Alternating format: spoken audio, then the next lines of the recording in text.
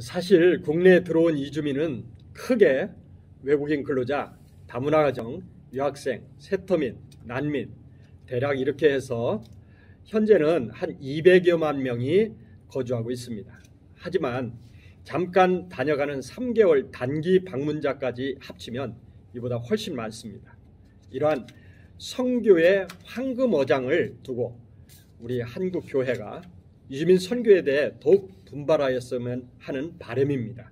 이제 한국교회에 이주민 선교에 대한 좀 더 적극적인 참여를 위한 호소를 한 말씀씩 해주시겠습니다.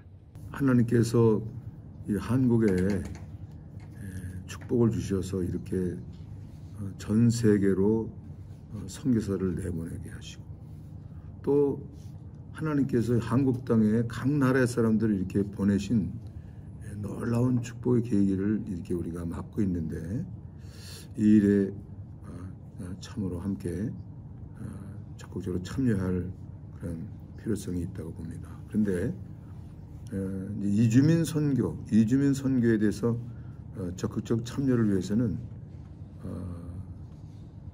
현재 하고 있는 것을 보면은 여기에 이제 사역자들이 헌신해서 하시고 계신데, 그 부류가 이제 여러 형태십니다. 한국에 계시면서 하시는, 여기 헌신하시는 분들, 그다음에 또 선교사로 있으다 오셔서 하시는 분들, 또 외국인 현지인들이 와서 하시는 분들, 이런 형태로 있다고 보는데, 이게 더 활성화되는 것이 필요하다고 봅니다. 그래서 일단은 그러면 이걸 더 하기 위해서는 지금 현재로 볼 때는 가장 필요한 부분들이 이 교회가 이것을 더 적극적으로 이해하고 기도하고 후원하는 것이 가장 급선무인 것 같습니다. 그렇게 될 때 많은 분들이 더욱더 헌신할 수 있는 그런 기본적인 것이 되지 않겠는가. 그래서 많은 분들 이렇게 선교사님들한테도 이것을 말씀해보고 또 이렇게 했을 때 큰 그 걸림돌이 이 부분에 대한 적극적 후원이 없기 때문에, 지원이 안 되기 때문에 이 헌신하는 것이 어려운 것을 볼 수 있습니다. 그래서 한국 교회가 더욱더 적극적으로 참여할 수 있도록 하기 위해서는 교회가 동원돼야 되는데, 거기에는 담임 목사님들의 선교 그 인식이 바꿔야 된다. 일단은 기본적으로 선교에 대한, 선교적 목회에 대한 것을 깨달은 것만이 아니라, 선교를 해외 선교만이 아니라 국내에 들어와 있는 분도 너무나도 훨씬 좋은 기회다라고 하는 이 부분을 담임 목사님들이 할 수 있도록 그렇게 일깨우는 이 일들이 참으로 필요합니다. 그렇게 되다 보면 이제 노회도 또 총회적으로도 뒷받침을 해주고 성서 제도를 마련해주고 이렇게 하면서 또 신학교에서도 지금 많은 신학생들도 이제 이 목회 영역도, 선교 영역도 이렇게 좋은 영역들이 있는데, 이거 부분을 전문적으로 가르쳐주고 이렇게 했을 때 더욱더 적극적인 참여와 그런 동원이 되지 않겠는가, 이렇게 생각합니다. 저는 이제 선교의 패러다임이 바뀌어야 될 때라고 생각을 합니다. 이제 그 김한령 선교사님인가 그런 말씀을 하신 것 같은데요. 20세기 후반에 선교 대상은 이제 지역 개념에서 종족 개념으로 바뀌어야 되고, 또 선교지란 말을 지향하고 이제 선교 대상이라는 말을 사용할 때가 됐다. 결국은 우리 주변에 나가지 않아도 얼마든지 선교 대상들이 있다. 또 전 세계 디아스포라가 2억 8천 명이 넘었다고 해요. 그러니까 내가 거주하는 곳이 선교 대상이 있기 때문에 저는 우리 한국교회가 이제 나가고 보내는 선교사들도 보내긴 해야 되겠지만, 좀 종족 선교에 좀 관심을 갖고, 또 국내 이주민 선교에 전폭적인 그야말로 해외 선교 지원만큼은 못 되더라도 좀 관심을 갖고 국내 이주민 선교에 동참했으면 좋겠다라는 생각을 갖게 됩니다. 그래서 저는 이제 중대형교회에 대해 좀 제안을 좀 드리고 싶은 게, 중대형 교회가 이주민 선교하는 교회와 적극적으로 동역해야 된다고 저는 봅니다. 실제로 뭐 저희 교회 같은 경우는 중대형 교회가 10년, 15년 계속해서 협력하고 있거든요. 교회 이름을 밝혀도 되나요?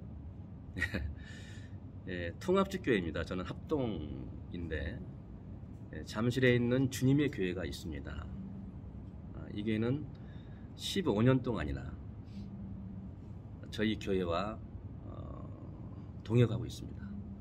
많은 재정을 지원하고 다문화 교회를 지원하고 또 다문화 사역을 하는 전도사 사례비까지 지원해주고 또 교회 재정의 상당 부분을 현재까지 적극적으로 장기적으로 지원해주고 있는 것이죠. 그러니까 잘 아시다시피 우리 한국의 이주민 교회는 자립할 수 없는 구조입니다. 물론 자립이라는 개념이 좀 상황에 따라 다르긴 하지만 왜 그런 말씀을 드리냐면 우리 이주민들을 잘 양육해서 그야말로 헌신도를 끌어내기까지 상당한 시일이 걸리잖아요. 그런데 이들이 헌신할 만하면 돌아가 버립니다. 그러니까 제가 이제 가끔 그런 얘기를 해요.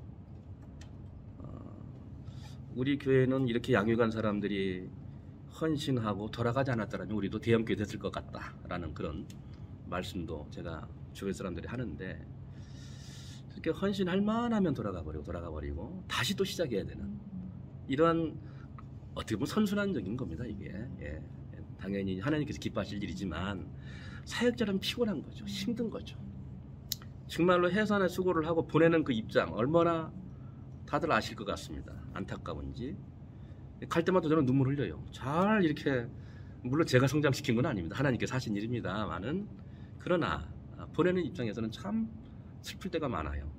물론 그들이 돌아가서 이제 파송을 한 저희 교회는 한 6명을 파송을 했는데 각자 교회 개척을 한 4명 정도가 하고 또 현재 이제 신대원에 다니는 친구들도 있는데 어찌됐든 이러한 효과적인 선교가 또 전략적인 선교가 경제적인 선교가 이루어지고 있는데도 불구하고 아직까지 좀 한국 교회가 좀 다가오질 않고 있다는 것이 좀 안타까운 거죠. 그래서 저는 이주민 교회와 적극적으로 좀 동역했으면 좋겠다. 우리 한국 교회에 좀 적극적인 이주민 선교에 도전을 드리고 싶습니다. 2000년 말경에 한 일간지에서 우리 국내에 이슬람 현황을 발표한 적이 있습니다. 그때 전국에 이슬람 사원이 한 100여 곳이 되었습니다. 저는 그것을 보고 깜짝 놀랐습니다. 이것을 역선교 현상이라고 합니다. 저는 감히 말씀드립니다. 우리가 우리 이웃으로 들어와 있는 이주민들을 선교하지 않으면요, 우리는 그들에게 역선교를 당하게 됩니다. 한국 교회는 하나님께서 특별히 축복하신 교회입니다. 그리고 이주민은 하나님께서 우리 한국 교회에 맡겨주신 선교의 대상들입니다. 우리 한국 교회가 우리 국내에 들어와 있는 이주민들을 적극적으로 선교해야 합니다. 제가 선교학 공부할 때도 배운 것이 이슬람에서는 이미 우리 한국을 표적으로 삼고 있다고 했습니다. 아마도 머지않아 적극적으로 우리 한국을 공략하려고 할 것입니다.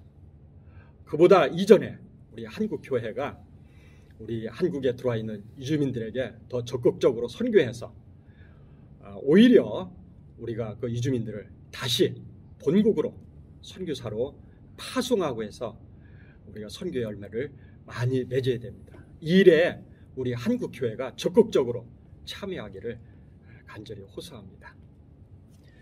이제 우리 정부의 선교사님, 이주민 사역자 기도의 좌담회 진행 경험을 토대로 한 말씀 해주시겠습니다. 한국 교회가 이주민 선교에 좀 더 적극적으로 참여하려면 어떻게 해야 될 건가라고 한 것 가운데 하나는 예전에 이제 미전도 종족 선교의 경험 가운데 하나가 저희들이 미전도 종족 선교 기도 제목이라고 하는 거를 이제 3가지 기도 제목, 3대 기도 제목이든 5대 기도 제목이든 기도 쪽지를 발송을 하거나 요즘은 줌이라던가 카톡으로 많은 기도회 제목들이 날라오는데 간단하게 뭐 1일 몇 분 기도, 1일 같이 할 수 있는 기도 제목들이요. 하나님께서 우리가 무슨 선교 전략이든 선교의 본질이든지 간에 가장 중요한 것은 기도가 최우선시 돼야 될 것 같습니다. 그래서 그런 것 가운데 이주민 유학생 다문화 가정 가운데 정기적인 기도회도 물론 열려야겠지만 그 개별 각 단체라던가 지금 예를 든다면 우크라이나 사태의 기도 제목 같은 게 아시아 미션이 실시간으로 지금 저희들한테 전송을 하고 있거든요. 우크라이나 그 타문화권의 그 실시간 기도 제목처럼 매일이든 뭐든지 간에 이주민 유학생 다문화 지금 키마나 어떤 연합체들의 모임들은 굉장히 많은데 이런 것들에 대한 헌신이나 봉사가 개별적으로 너무 어려운 사안이 아니라 이것을 기존의 네트워크라던가 체인망을 가지고 플랫폼들을 가지고 기도하는 것이 될 때 전달 사역도 할 수 있고 그것이 기도 제목이 윤대진 선교사님네 쪽 그런 교회의 기도 제목일 수도 있고 공촌교회의 몽골족 사랑방 사역일 수도 있고 이런 것들이 이렇게 정리돼서 3개나 5개나 10개 제목으로 이렇게 고정적으로 온다면 기도운동이 확산되면 좋겠다는 생각을 제안을 드리고요. 그렇게 될 때에 이제 퍼날르기 것들을 굉장히 많이 하기 때문이고 그리고 이제 2번째로는 가장 중요한 것은 피터 와그너가 말을 했는데 좋은 사람. 그래서 언제나 대답은 수단과 방법보다는 그 목회자들 가운데 이주민 유학생 다문화 가운데 좋은 사람의 모델 케이스가 좀 더 선전이 돼야 되는 것. 홍보나 동원이 되어야 되는 것이고 그리고 이주민 선교사로서의 그 사역이 크든지 작든지가 아니라 이 과정을 가지고 계시는 선교사님들의 여정들도 더 많이 알려질 필요가 있겠다. 그러려고 한다면 이것이 방송이든 아니면 이렇게 줌 사역이든 더 많은 것들이 3분짜리로 5분짜리로 이렇게 기획이 돼서 초기 접촉점들에 대한 사례가 될 때 기존의 이주민 유학생 다문화도 유명하신 분들의 위주로 영웅주의 패단이 아니라 정말로 나도 할 수 있거나 어쩌면 지금 제가 실질적으로 이주민 그런 기도회 단톡방 그 네트워크를 통해서는 감동을 받는 거는 하나님 손에 붙들려서 소명에 붙들린 올바른 분들, 올바른 자기 목회의 소명, 선교사적 소명을 통합해 가시는 이주민 선교사님들 때문에 감동을 받고 그것에 더 연합하고 싶고 이 장이 어떻게 앞으로 형성될 것인가 그리고 앞으로 구체적으로 우리는 무엇을 논의해야 되고 어디에 어떻게 협력해야 될 것인가가 지금 이렇게 함께하는 여정 가운데 있거든요. 그러니까 이런 부분 가운데 저희들이 그동안에 너무나 유명한 분들 말고 무명하지만 하나님 앞에 묵묵하게 충성해온 그런 사람들의 자리를 찾아주고 그분들과 함께하는 여정이 될 때 이것이 진정한 가치가 있겠고 지금 한국의 선교와 타문화권 선교도 커다란 충격을 줄 수 있는 도전타가 될 것 같아요. 불러온 돌로서의. 그래서 그것이 살릴 길이라고 생각합니다. 이상입니다. 처음에 제가 말씀드렸던 대로 한국은 세계에서 가장 좋은 선교 현장입니다. 이 현장을 극대화하기 위해서는 한국에 있는 모든 그리스도인들은 이주민 선교사가 되어야 한다. 요한복음 20장 21절 예수님께서 아버지께서 나를 보내신 것 같이 나도 너희를 보낸다. 부활하셔서 하셨던 말씀이죠. 본인이 1호 선교사죠. 하나님이 1호 선교사고 예수님이 1호 선교사고 이제 제자들은 전부 2호 선교사가 됩니다. 바울도 2호 선교사요. 베드로도 2호 선교사요. 도마도 2호 선교. 그런 어떤 성경적 관점에서 우리가 선교사를 정의한다고 하면 모든 그리스도인들은 다 2호 선교사다.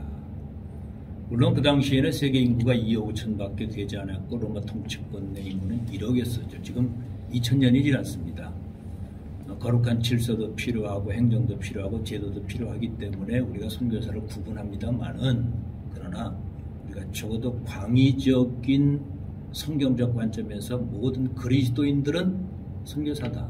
어떤 분은 가정의 선교사요, 가문의 선교사요, 타무ля권 선교사요, 이주민 선교사요, 세타민 선교사요, 이슬람 선교사요. 자기가 위치한 어떤 영역에서 우리는 모두 선교사다 하는 이런 어떤 의식, 이것이 확장된다고 하면은 많은 사람들이 선교에 동참을 하게 될 것이고, 또 본인이 하나님께서 주신 거룩한 선교사 직임이라는 걸 확인을 하기 때문에 좋은 어떤 적극적인 열매도 맺게 되지 않겠느냐 하는 이런 어떤 선교사에 대한 성경적 재정립, 이것도 우리가 한 번은 재검토해야 할 때가 아닌가 이렇게 생각을 합니다.